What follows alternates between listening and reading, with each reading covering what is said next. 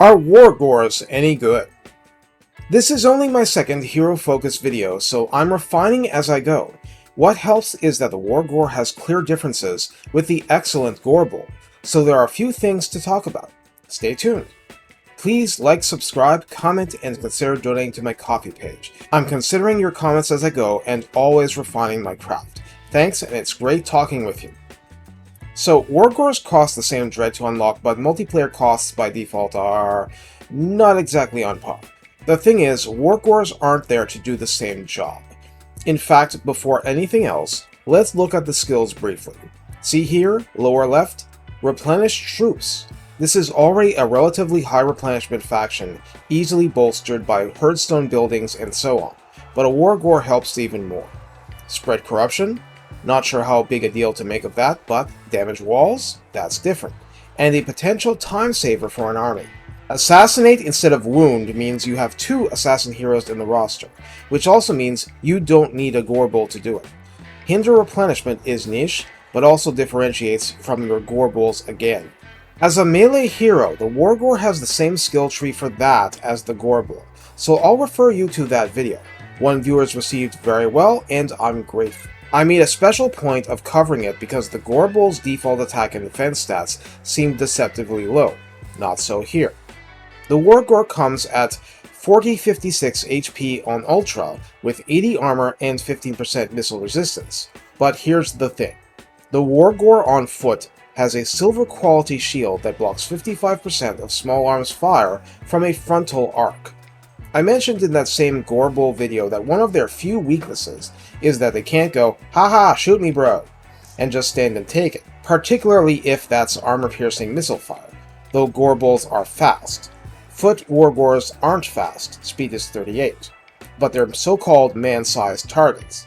This is the only unit in the roster you should even consider impersonating a Thane with, 1v hoarding the enemy and drawing it into an Ungor Raider ambush or whatnot. Leadership is 65, and I'm mentioning it purely because that means it'll rout sooner than a Gorebull will. Melee attack starts at 50, with an attack interval of 4. This is more what I'd have expected for a foot hero, but hey, Gorebulls are anti-large. Splash attacks damage a maximum of 6 targets versus the Gorebull's 4. Melee defense is 40, which is very decent. Weapon strength is 400, with an interestingly narrow split between base 220 and armor-piercing 180. That means, while it is more effective against weakly armored prey, it's not useless against armored foes, like my control group Empire General. Also, there's a bonus versus infantry of 20. That means starting melee attack is 70 against infantry with a minor buff to damage inflicted. This tells us that the Wargor is a chaff killer, a fodder flayer, an infantry whipper-snipper. This is completely opposite of the Gorebull's strengths. Charge bonus is 50, which is very respectable, and mass is 800, which is puny stuff compared to a Gorebull and many other foot characters, but they take no damage while on the grass. That's why I mentioned face tanking for the missile units. By default, the Wargor only has standard Beastmen traits like Woodsman and Hide in Forest, plus Encourage like all heroes, and one easy-to-get tech makes Encourage further ranged and more effective, just to mention. The faction definitely needs it, but before moving on, let's cover the mounts. Yeah, the Wargor gets them. They're like mini Khazraks. The Tuskgore Chariot raises base HP to 4916, raises speed to 17, raises mass to 1200, and allows Vanguard deployment, which is cool because let's say you're in a Khazrak army. He gives Razorgore Chariot units Vanguard deployment, but not heroes. Melee stats are savaged, bestially so. Base melee attack is 32 and base melee defense is 26, plus the cool shield goes bye-bye. Charge bonus jacks up to 74. Splash targets are reduced to 4, and weapon strength goes down to 370. So what do you get for this? Well, that damage becomes a 120 base, 250 AP split, so suddenly the Wargor is far more armor-piercing. The bonus infantry is 20, but hey, he had that to begin with. So whether to use the Tuskgore mount should be something you think long and hard about, and depends on your situation.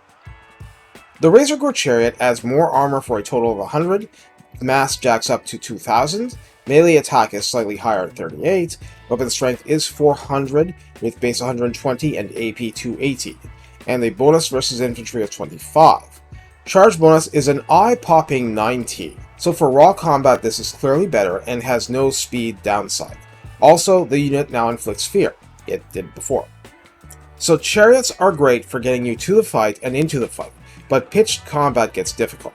It's a trade-off you have to think about. To summarize, the melee tree compensates you for the loss of melee attack and defense.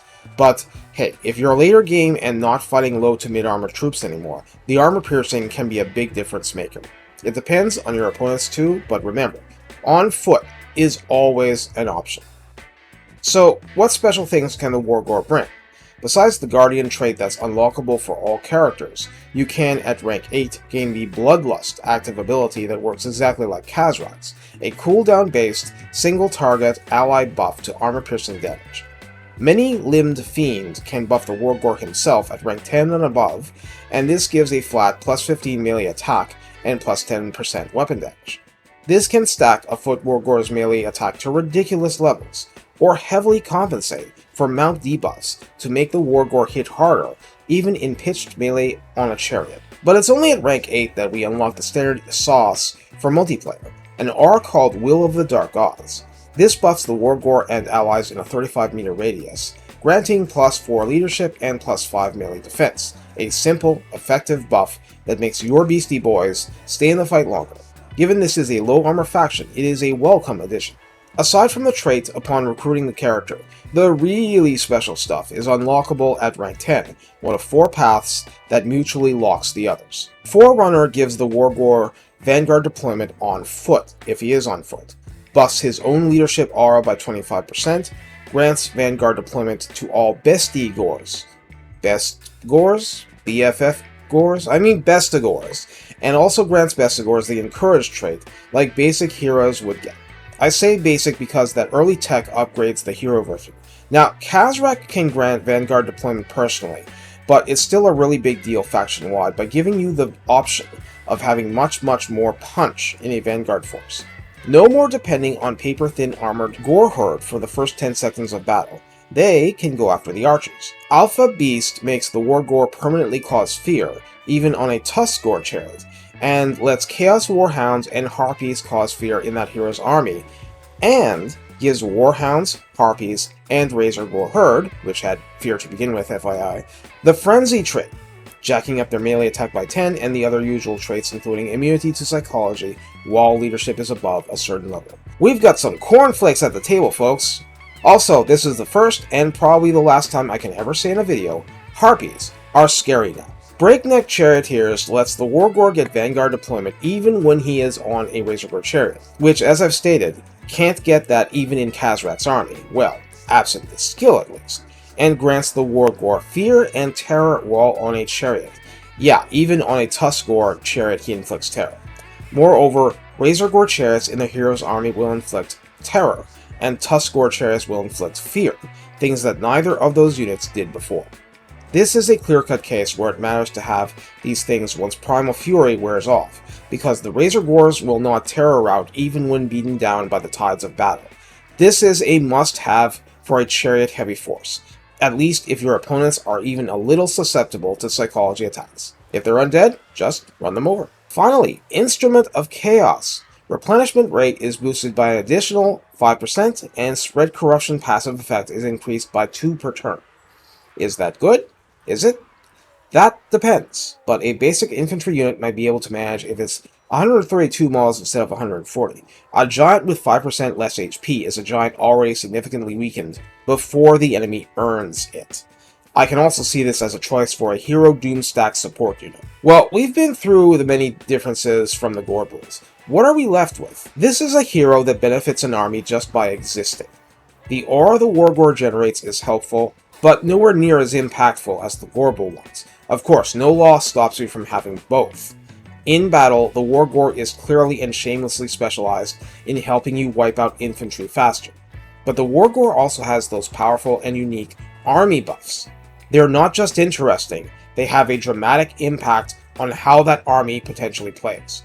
I mean, Vestigors are a big pain to unlock, but being able to make even basic Hounds and Harpies into vicious offensive units, and giving you yet another reason to actually try Razorgore herds? Not to mention, on a mount, you can just have a Wargore plunge in with the Hounds or Razorgores and buff their low leadership and melee defense. Like I said, you always have the option of bringing one on foot, and with the right Gorebull around, that melee attack is in the stratosphere. Either way, the gods of light forbid a Wargore catches up to a squishy mage on foot or something. It won't end well. Take care, and have fun with your Terror Chariot army, because your enemies won't.